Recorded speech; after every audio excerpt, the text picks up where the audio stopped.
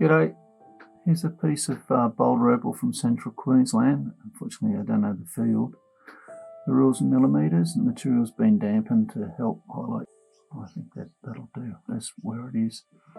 Okay, this has been one piece of stone. It's been broken open to this. This third piece fits on the end there.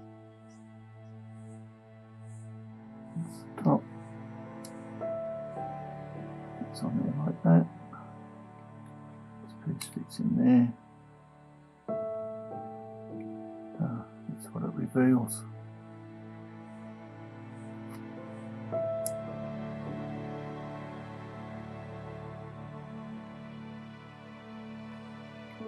Great example of a piece of Boulder Opal being split and a line of colour that shows sometimes if you're lucky.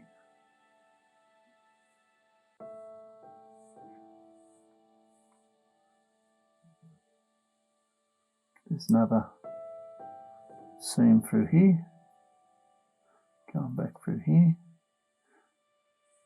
Doesn't quite end up out there, so what you're going to end up with I can't guarantee, but it's the gamble you take when you this sort of material. Hopefully it does turn into something for you. Anyway, I hope you've enjoyed looking. Cheers.